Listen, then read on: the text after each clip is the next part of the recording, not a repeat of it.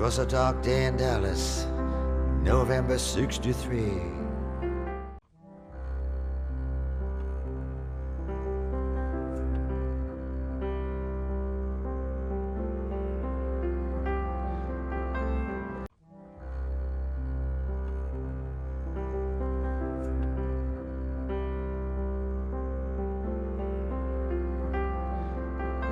Good morning and welcome to a very special edition of Old Men in Chairs. Tomorrow, November 22nd, will be the 60th anniversary of the assassination of John F. Kennedy. I was 12 years old when it happened, so I do remember it very vividly.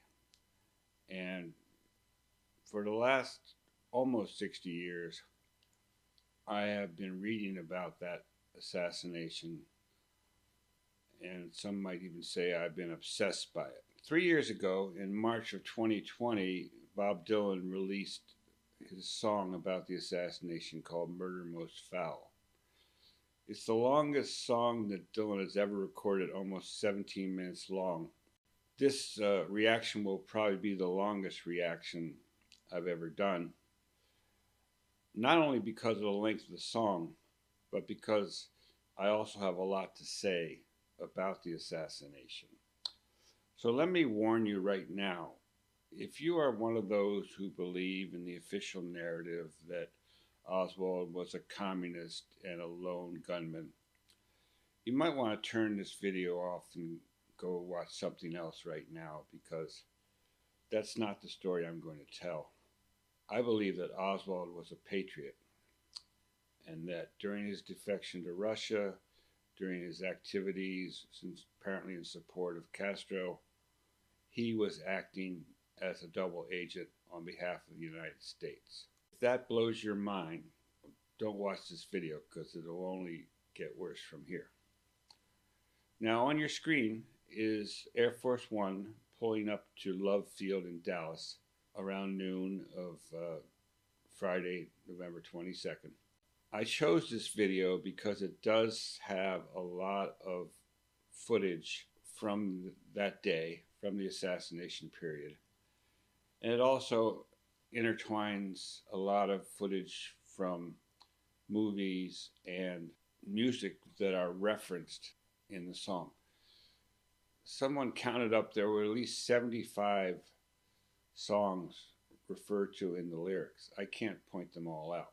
You'll have to look elsewhere for that. And probably a dozen or more movies are referenced. There's a huge amount of cultural references. I've done a lot of Dylan reactions, and I've had a lot of requests actually to do this song, probably more so than any other song. But up to this point, I've resisted, because my feeling was the song was too sad and too close to the bone. But after 3 years, I've decided, in honor of the 60th anniversary, that now is the time to finally get into this. Part of that is, it really annoys me how many people continue to believe the fake narratives that were set up at that time. If you watch television at all, which I don't, this is the time of year when you will see all kinds of exclusive movies coming out to tell you the real story, what really happened, and all of them will not be the true story. All of them will be some perversion of the truth. You know, now they've kind of gone to the fallback position. Well, maybe Oswald did not act alone. Well, I'm going to take that a step further. Oswald didn't shoot anybody. He was set up as the patsy. He is innocent of all these murders, and he was eliminated because he knew too much.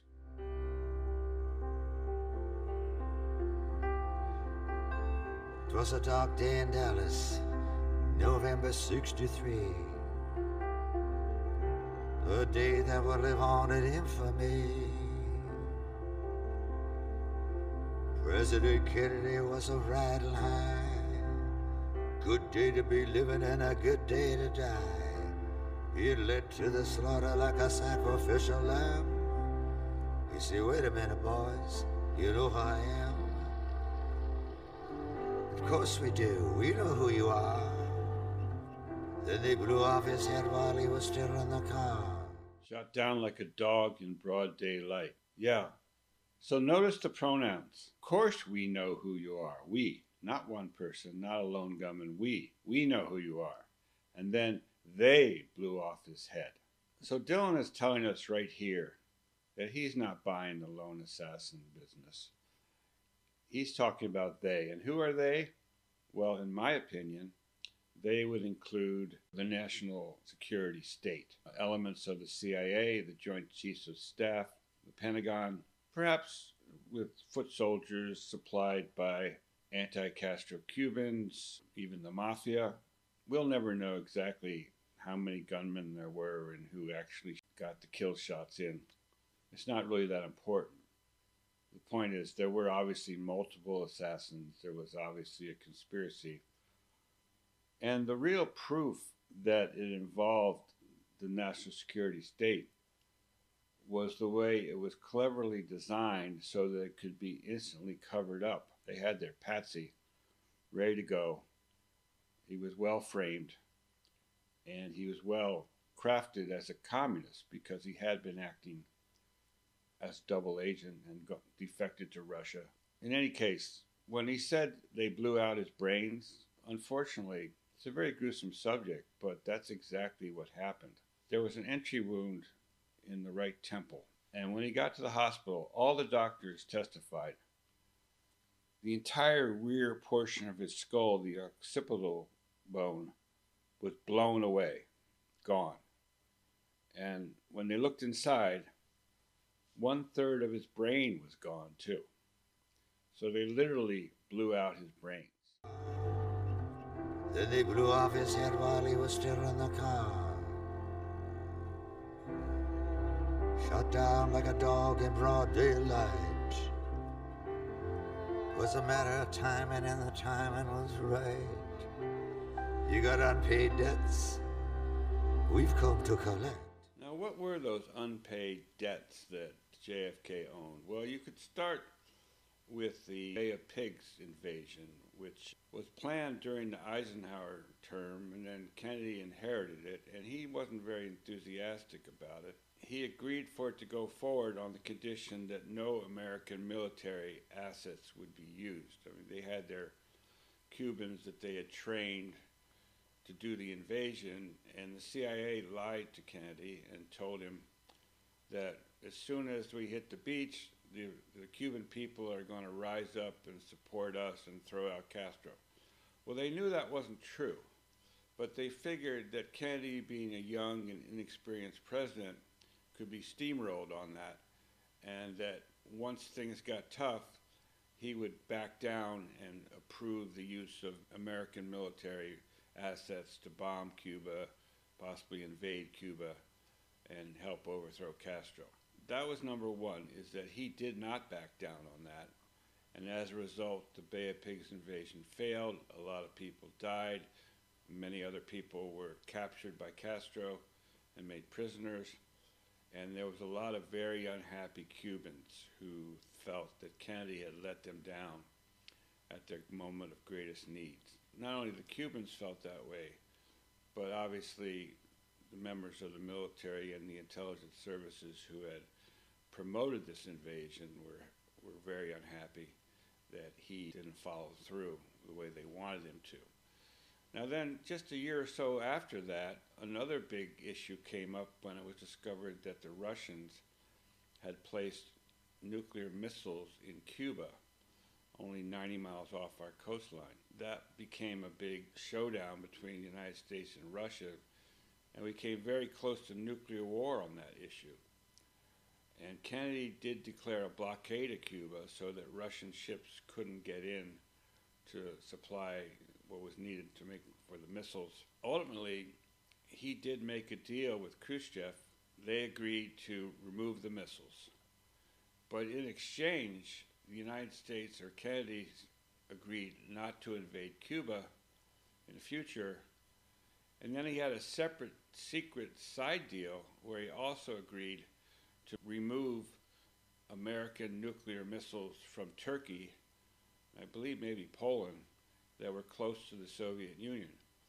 Now you can imagine those concessions by Kennedy were not greeted very well by members of the military. They were all for invading Cuba, getting rid of Castro, and when he agreed never to do that, that was a major defeat. And then, when make matters worse, when he gave up those missiles, which gave us an advantage over Russia, this was the height of the Cold War. They were seriously considering a first strike against Russia. They had a missile advantage at that time, and they thought, well, we might lose 30 million dead, but we'll wipe out Soviet Russia. We won't have to worry about them anymore. That's the kind of craziness that was going on at that time, and Kennedy made a deal, and he continued to negotiate with Khrushchev and with Castro to try to end the Cold War. And that was a debt that he had to pay for. We're gonna kill you with hatred without any respect. God bless you all. We'll mock you and shock you, and we'll grin in your face. We've already got... Now, this gentleman here is CIA Director Alan Dulles. He had served for many years in that role. His brother, John Foster Dulles, was the Secretary of State. And between the two of them, they controlled American foreign policy through the entire Eisenhower administration. And then Kennedy fired him after the Bay of Pigs. And not only did he fire him, he fired two of his top deputies. So Dulles was on the outside, but certainly not without contacts and resources inside. And after the assassination, when they needed to have an official report to back their crazy narrative that Oswald was a lone assassin, guess who ended up on the Warren Commission? Mr. Dulles, where he could very carefully make sure that all of Oswald's intelligence connections never came to the attention of the rest of the commission. Put it in your face. We've already got someone here to take your place. And of course, the person that they had to take their place was Lyndon Baines Johnson, who became the president, the vice president at the time of the assassination. And if you want to look for motives for killing Kennedy, there's nobody that had a bigger motive than LBJ. He had forced his way onto the ticket as vice president at the 1960 convention. He did that because he had evidence supplied by his best friend in Washington, FBI Director J. Edgar Hoover, that documented Kennedy's many sexual adventures. JFK was having affairs with a mafia girlfriend, an East German spy, many White House interns. In fact, he was reported to have said that he had to have sex at least once a day or he would get a migraine headache. Well, he made sure that he didn't get any migraines, and I don't think it was Jackie helping him out on all those occasions. He had many, many, many sexual relationships. Marilyn Monroe was another one. And all of this was known, by people like J. Edgar Hoover and documented. And all LBJ had to do was get a hold of Kennedy at the convention and say, now look here, son, I've got all this evidence, and if you want to be president, you better put me on the ticket, because otherwise this is all going to be released and you don't have a chance of ever winning. So JFK was in a tough spot, and he agreed to put Johnson on the ticket. Bobby Kennedy, his brother, thought it was the worst thing ever, and he argued against it. He hated LBJ. And Bobby was scheming to get LBJ off the ticket for the 1964 election. And the way he was going to do that is, as Attorney General, he was involved with investigating Johnson. And Johnson was a criminal. He was involved in many, many fraudulent schemes to make money off the federal government. A lot of that was about to be exposed. In fact, the Life magazine that was due to come out the week after the assassination already had a story about all of LBJ's scandals, which was a result of leaks that Bobby had given them. and it was all set to be printed. And the result of that was probably that LBJ was going to not only lose his place on the national ticket, but he could very well have ended up in jail, disgraced and in jail, because he was guilty as hell. He had the greatest motive, and he pretended the whole time, that the assassination was a big surprise, but he must have known it was coming. I don't know what degree he was involved in the actual nuts and bolts planning of it, but he knew it was coming because he immediately swung into action with his partner, J. Edgar Hoover, to effect the cover-up. And you had to have known what was going on to act that quickly. The day they blew out the brains of the king, thousands were watching, no one saw a thing. It happened so quickly, so quick by surprise, right there in front of everyone's eyes. Greatest magic trick ever under the sun, perfectly executed, skillfully done. Beyond the actual mechanics of who shot John, the perfect execution and skill involved the pre-planning, the setting up of a communist as the fall guy. People would believe that it was done by a lone crazy person. Oswald was the perfect candidate for that because he had gone to Russia, even though it was part of a defection program that was being run in the 1950s. There were actually dozens of similar young men who were sent to Russia and did these fake defections during that period, because this was before the age of electronic surveillance, and we didn't really have great satellite cameras either. We had a U-2 spy plane, but we didn't really know what was going on the ground in Russia without having people there who could report back. And so he was part of that group of young men that were trained to pretend to be communists and sent over there. But very few people knew that. So they just assumed that he was genuine in his defection to Russia. Doesn't make any sense, because after a couple years there, when his mission was done, he goes back to the embassy in Moscow and says, "Hey, I'd like to go back home with my wife and child." And they say, "Surely, here's some money for your plane trip." What communist defector is immediately, given money to go back home? And then after he got back home, he was not treated as really any type of threat to our country. In fact, one of his first jobs was he went to work for the Jaeger photographic firm, which was doing classified work for the army with maps of Cuba and stuff. Nobody got that job unless they had a security clearance. So apparently Oswald was okay with the intelligence services. They were giving him jobs. But there's a further element to this plan, which is ingenious. And that is that he was told to go to Mexico in the fall of 1963, apparently. There's some evidence that he did go to Mexico, although there's some evidence that maybe he didn't. But regardless of whether he did or he didn't, it's very clear that he was impersonated in Mexico, because the CIA took pictures of the guy who was supposedly Oswald, and they had tapes of his phone calls, supposedly his very bad Russian, to the Russian embassy, and it wasn't Oswald's voice. He was impersonated. Now, why would they do that? They wanted to make it appear that Oswald may have been acting with, even though he didn't shoot anybody, they wanted to make it seem that he was acting on behalf of perhaps the Russians or the Cubans. Now, why did they want to do that?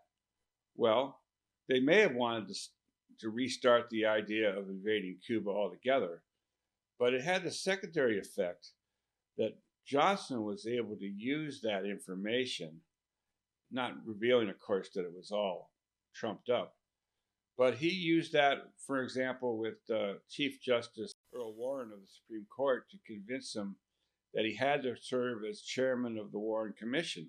Warren didn't want to do it. He thought it was a conflict of interest.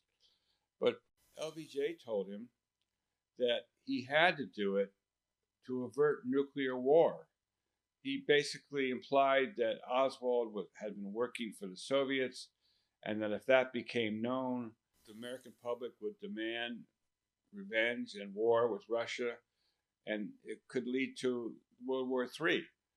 And so they were able to use that threat of perhaps Oswald acting on behalf of the Russians to force the Warren and other people on the commission to ratify the lone assassin theory, because otherwise they implied it could end up in World War III. So you got to do your patriotic duty, you see. Perfectly executed, skillfully done. Wolfman, oh wolfman, oh wolfman, how?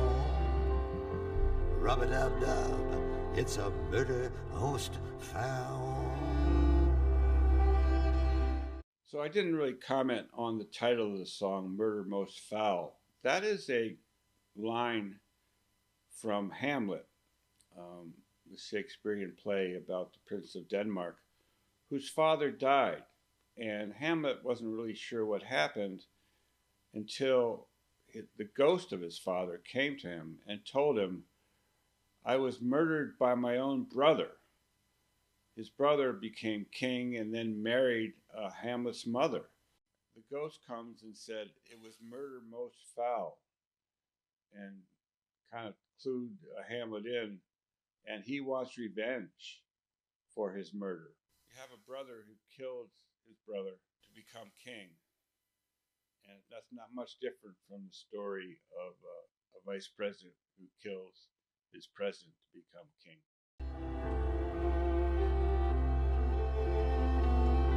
Hush, little children, you'll understand.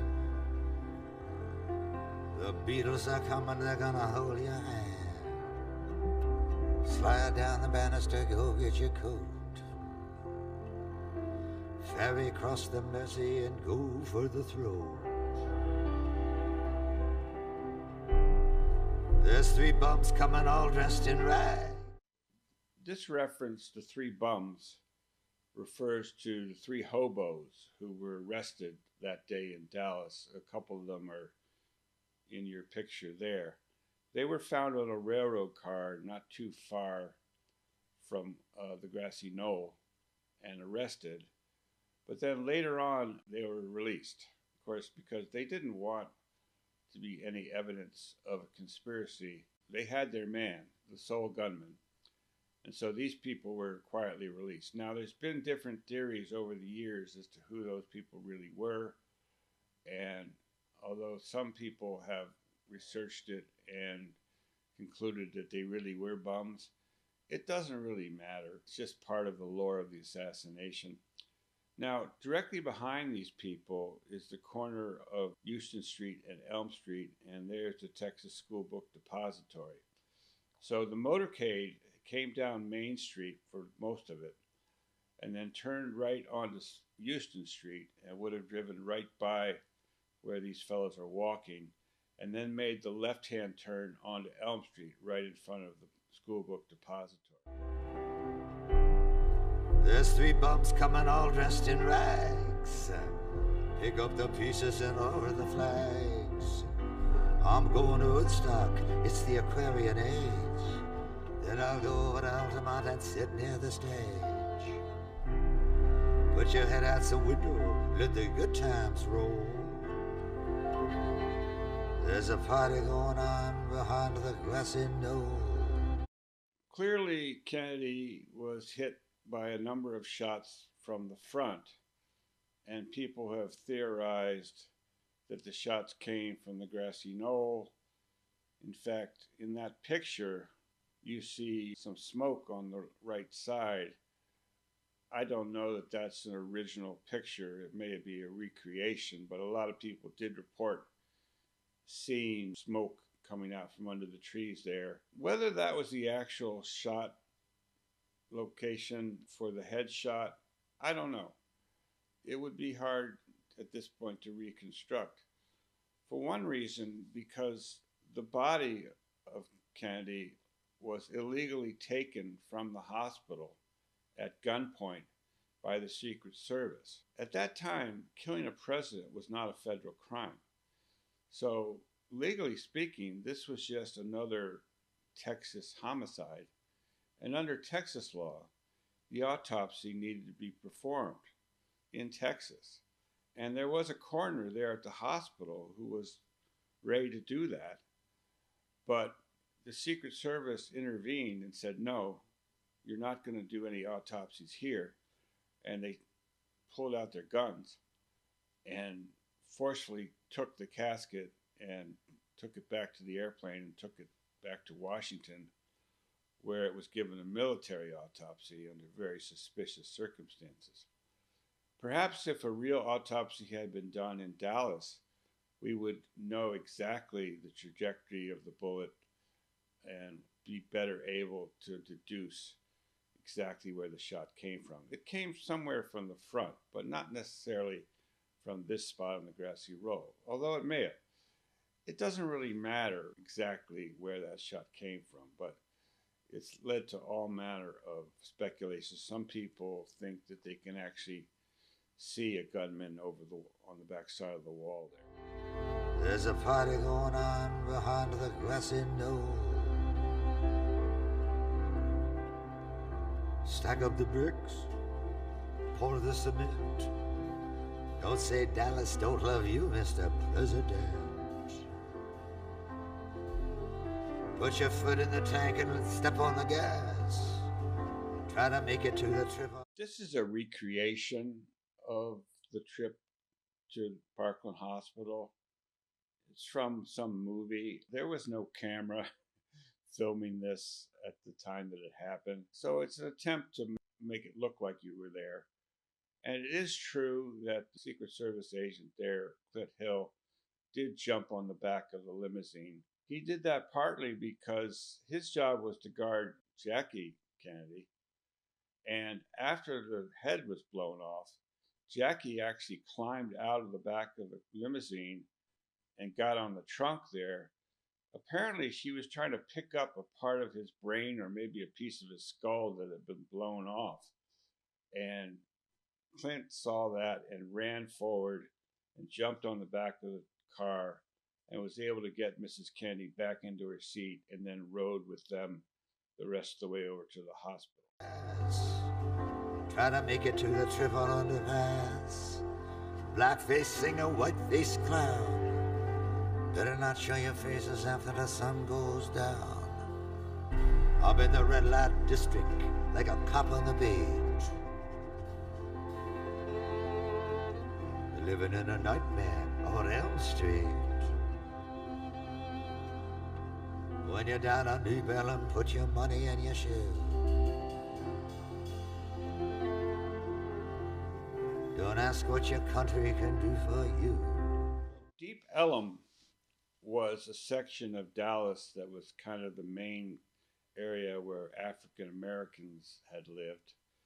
And Elm Street was the main thoroughfare through that district. And so the district became known as Deep Ellum. It was what you might see in a typical black ghetto those times, but later it became more of an entertainment district. The phrase, when you go to Deep Ellum, keep your money in your shoe, I believe that comes from an old song. But the idea is you could get in trouble in Deep Ellum, and certainly JFK did. Now, don't ask what your country can do for you. That's from his famous inaugural address pictured here, when he said, ask what you can do for your country. Very inspirational thought, for young people at that time. He encouraged people to serve their country. He started the Peace Corps, one of the first things he did. And many people idolized the young new president. Don't ask what your country can do for you. Cash on the bellhead, money to burn. Dealey Plaza, make a left-hand turn. I'm going down to the crossroads, gonna flag a ride. The place where faith, hope, and charity died. Shoot 'em while he runs, boy. Shoot him while you can. See if you can shoot the invisible man. Look, he's all eaten away. Goodbye, Charlie. Goodbye, Uncle Sam. Frankly, Miss Scarlett, I don't give a damn. What is the truth? Where did it go? Where's the truth? Well, it certainly wasn't with these guys. This was the Warren Commission. In the center, you have the chairman, Earl Warren, presenting the findings to LBJ. To the right, behind LBJ, is CIA Director, former Director Allen Dulles. Directly behind Mr. Warren is future President Gerald Ford, at that time a congressman. Mr. Ford had a very big contribution to supporting the lone gunman narrative. He helped make the magic bullet theory work. They could only allow for 2 bullets in the time allotted.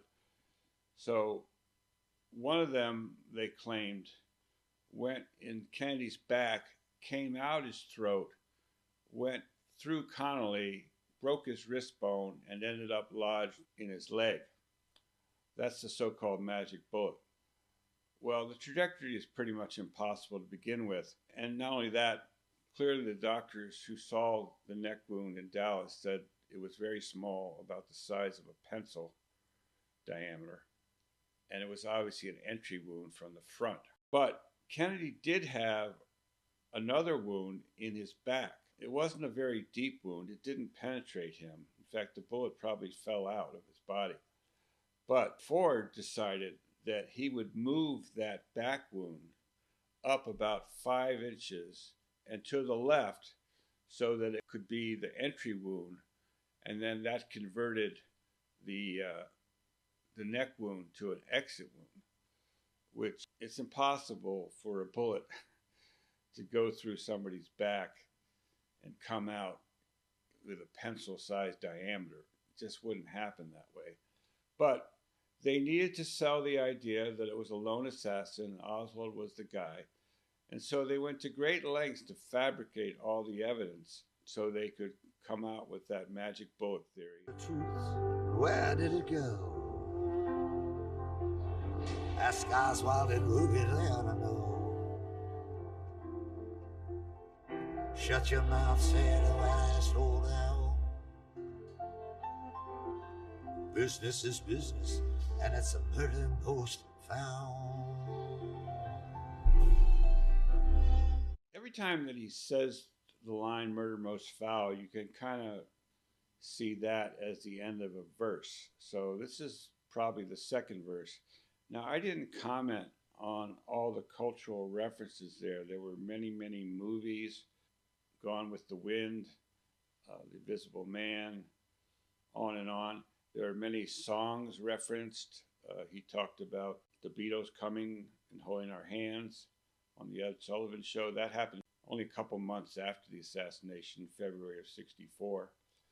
And then he goes into Jimi Hendrix at Woodstock, the Rolling Stones at Altamont, which was a concert that didn't end very well after the Hells Angels killed one of the spectators. I think what he's doing there, saying the Kennedy assassination really marked a great change in our country from kind of the stable, good old days of the 50s and the optimism of the early 60s with Kennedy into a very tumultuous period where people did not trust their leaders. The Vietnam War was quickly escalated by Johnson. The draft was imposed. There were riots and protests against the war. The culture became very rebellious. The rock and roll music took up the anti-war cause. So the Kennedy assassination really marks a turning point in our country's history in so many ways. And I think Dylan is trying to show how that culture changed and how it became much more confrontational. Tommy, can you hear me? I'm the Acid Queen. I'm riding in a long black Lincoln limousine, riding in the back seat next to my wife, heading straight on into the afterlife. I'm leaning to the left and got my head in the lap. Oh Lord, I've been led into some kind of a trap. Well, we ask no quarter do we give. We're right down the street from the street where you live. They mutilated his body and they took out his brain. What more could they do? They piled on the pain. But his soul was not there where it was supposed to be at. So that is an actual photograph of Kennedy laying on the autopsy table. Now you see that large gaping throat wound there. That was the one that I mentioned, which was the diameter of a pencil when he came into the emergency room. But the doctors performed a tracheotomy there to widen up the wound so they could insert a breathing tube. Now it's also believed that when Kennedy's body got to Bethesda for the military autopsy, that there was additional surgery performed on his body before the official autopsy. Now you might ask, how in the world could that have happened? Well, there's a lot of evidence that the casket, which we all saw being delivered to the hospital, was actually empty, and that they had removed his body and flown it by helicopter to get there about an hour and a half before the actual autopsy occurred. So then what they did is, not only did they widen that net wound, but then they also sawed off part of his skull, because they had to make it appear that he was hit from the back. And even though all the doctors at Parkland had said that they saw this huge gaping wound at the back of his head, that wouldn't have made any sense if he was shot from the back. So remove part of his skull higher up on the top of his head to make it appear that he had been hit there. All kinds of things were falsified at the autopsy. The x-rays, they used somebody else's brain, because they sure couldn't show the real x-rays, because that would have shown that the doctors at Parkland were right, and that didn't line up with their theories. For the last 50 years, they've been searching for that. Freedom, oh freedom, freedom over me. I hate to tell you, mister, but only dead men are free. Send me some love, tell me no lie. Right. Throw the gun in the gutter and walk on by.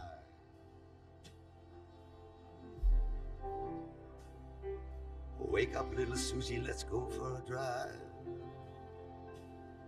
Cross the Trinity River, let's keep hope alive.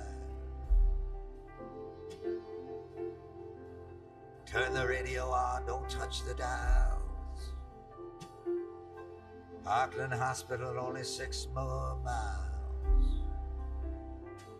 You got me dizzy, Miss Lizzie, you fill me with lead. That magic bullet of yours has gone to my head. Now, again, that was a recreation of somebody with a rifle out of that so-called sniper's nest on the 6th floor. If they had a movie like that in real life, it would be very amazing, but no such movie exists. Here's the limousine at Parkland Hospital, and there's a number of people who saw the limousine and testified that there was a hole in the windshield coming from the front. That may have been the shot that hit Kennedy in the neck, coming through the windshield. That magic bullet of yours has gone to my head. I'm just a patsy like Patsy Cline. Never shot anyone from in front or behind.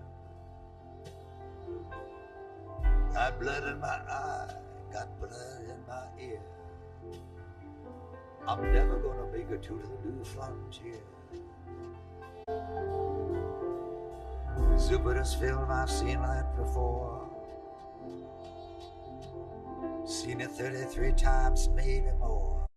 Now, I'm also of the belief that the Zapruder film was altered. You see that big blob on the side of JFK's head?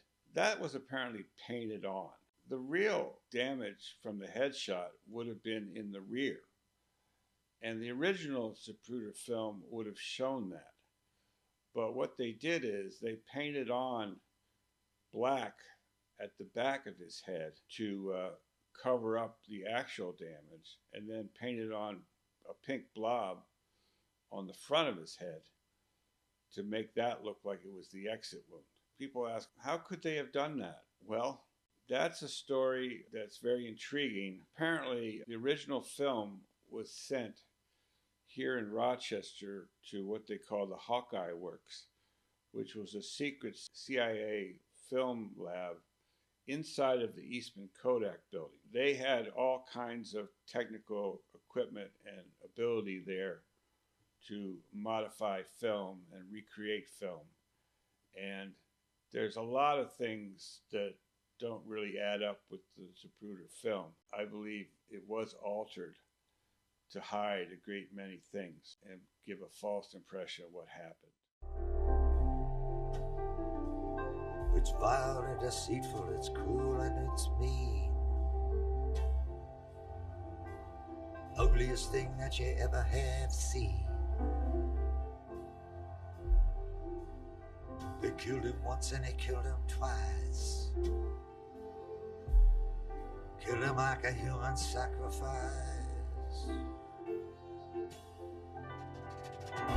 The day that they killed him, someone said to me, son, the age of the Antichrist has just only begun. Air Force One coming in through the gate. Johnson sworn in at 2:38. This whole thing of Johnson being sworn in was all for public relations. He didn't have to be publicly sworn in. By operation of law, he was automatically the president upon the death of JFK. But he went for a big soundbite, I guess you'd call it. He held up the plane in Dallas for over an hour while waiting for this federal judge, a friend of his, to come and perform the swearing in. Made sure that he had Jackie standing by his side to make it appear that everyone was united after this terrible tragedy. But back a couple lines ago, he said, the age of the Antichrist has just begun. Boy, does that line resonate with me when we look at where we are today and the evil that has taken over our country and taken over our world. And I think we can trace it all back to this day in Dallas when things went off the rails and have never really gotten back. This is where the intelligence, military security complex announced, we're in charge here, boys. And that's why they killed him in such a public manner. It was a message. We're in charge here, boys, and if you don't want your head blown off, you better just go about your business and shut up. Let me know when you decide to throw in the towel. It is what it is, and it's murder most foul.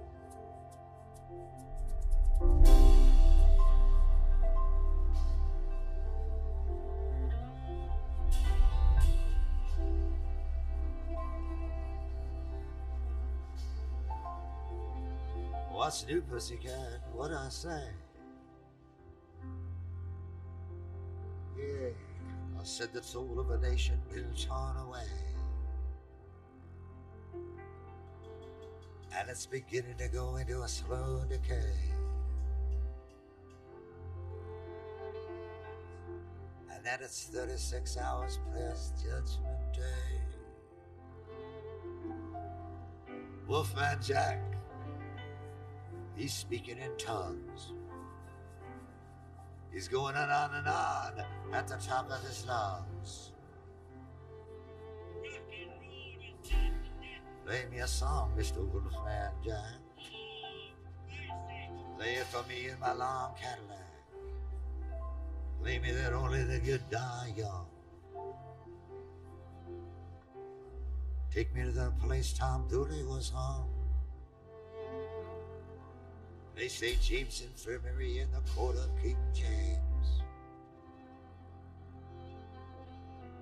If you want to remember, you better write down the names. Play it at James 2. Play it rather go blind. Play it for the man with a telepathic mind. Play John Lee Hooker, play Scratch My Back. Play it for that strip club owner named Jack. Guitar slim going down slow. Play it for me and for Marilyn Monroe.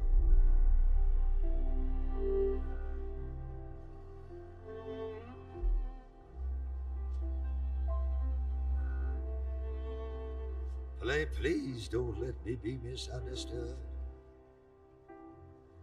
Play it for the first lady, she ain't feeling too good.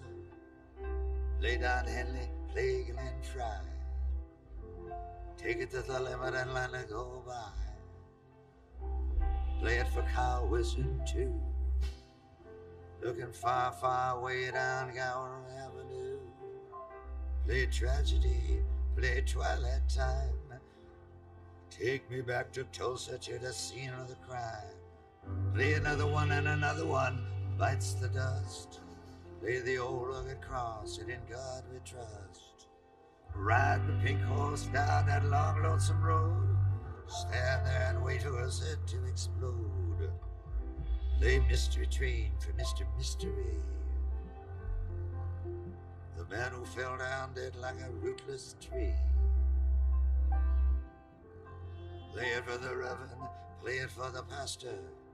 Play it for the dog that got no master. Play Oscar Peterson, play Stan Getz. Play Blue Sky, play Dickie Betts. Play Art Pepper, Thelonious Monk, Charlie Parker, and all of that junk. All that junk and all of that jazz. Play something for the Birdman of Alcatraz. Play Buster Keaton, play Harold Lloyd, play Bugsy Siegel, play Bertie Boy Floyd. You better quit this racket. Play the numbers, play the odds. Is this the end of free call? Play Cry Me a River for the Lord of the Gods. Play number 9, play number 6. Play it for Nancy and Stevie Nicks. Play Nat King Cole, play Nature Boy. Play down in the boondocks for Terry Malloy. Play It Happened One Night and One Night of Sin. There's 12 million souls that are listening in. Play Merchant of Venice, play Merchants of Death. Play Stella by Starlight for Lady Macbeth. Don't worry, Mr. President. Help's on the way. Your brothers are coming. There'll be hell to pay. Brothers, what brothers? What's this about hell? Tell them we're waiting, keep coming. We'll get them as well. I didn't break in on that long series of cultural references to songs and movies, but now he's gone back and don't worry, Mr. President, your brothers are going to come and help you. Well, we saw what happened there with his brother Bobby, who was on his way to becoming the next president in 1968 when he was murdered himself after winning the California primary. There's no question that that was also a CIA hit. The coroner's report in Los Angeles was actually honest in saying that the shots that killed Kennedy were fired at point-blank range into the back of his head, while the alleged assassin, Sirhan Sirhan, never got anywhere near Kennedy more than, I think, about 10 feet in front of him. So there was no way he could have fired those shots. Again, another patsy, perhaps under the influence of some kind of mind control, who was put in that spot as a distraction while the real killers were able to get away with it. And if you think that's far-fetched, I think Bobby Kennedy Jr. holds that very same theory. Tell him we're waiting, keep coming, we'll get them as well. Love Field is where his plane touched down, but it never did get back up off the ground. It was a hard act to follow, second to none. They killed him on the altar of the rising sun.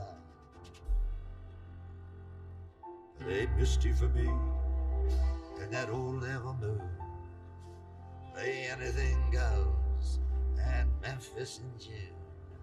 Play lonely at the top and lonely are the brave. Play it for Houdini spinning around his grave. Play Jelly Roll Morton, play Lucille. Play Deep in a Dream and play Driving Wheel. Play Moonlight Sonata in F sharp. And the key to the highway for the king of the harp. Play Marching Through Georgia in Dumbarton's drums. Play Darkness and Death Will Come when it comes. Play Love Me or Leave Me by. Death comes when it comes. Again, another Shakespearean reference, I believe from Julius Caesar, that death will come when it comes. Play Darkness and Death Will Come when it comes. Play Love Me or Leave Me by the great bird town. Play the bloodstained banner, play Murder Most Found.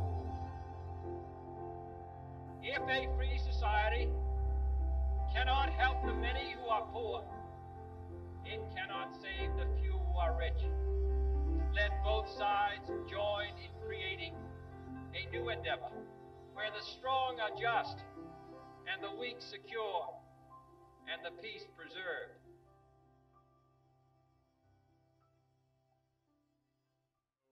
There you have it, 16 minutes and 50 seconds. About the last 6 minutes of that, after he finishes the third verse, it's kind of like a playlist that he's requesting from Wolfman Jack. Wolfman Jack was a famous disc jockey who broadcast from a radio station just over in Mexico, just across the Texas border, and had a huge signal that could be heard pretty much across the entire country. And he played crazy rock and roll all night long and howled like a wolf. Dylan is probably one of the greatest experts on the history of popular music in this country. He's studied it extensively. Obviously, he used a lot of it as inspiration for his many songs over the years. He actually wrote a book all about American songwriting that came out about the same time as this video. So he's steeped in the history of American music. And it wouldn't surprise me to learn that Mr. Dylan is also a great student of the assassination. He didn't come out and say many of the things that I'm saying about what actually happened, but it's pretty much implied that he's not buying most of the theories that have been passed around.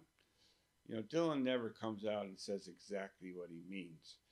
He leaves a lot open to interpretation, but I don't think there's any mistaking the fact that he's very knowledgeable and he knows that the lone gunman theory is hooey.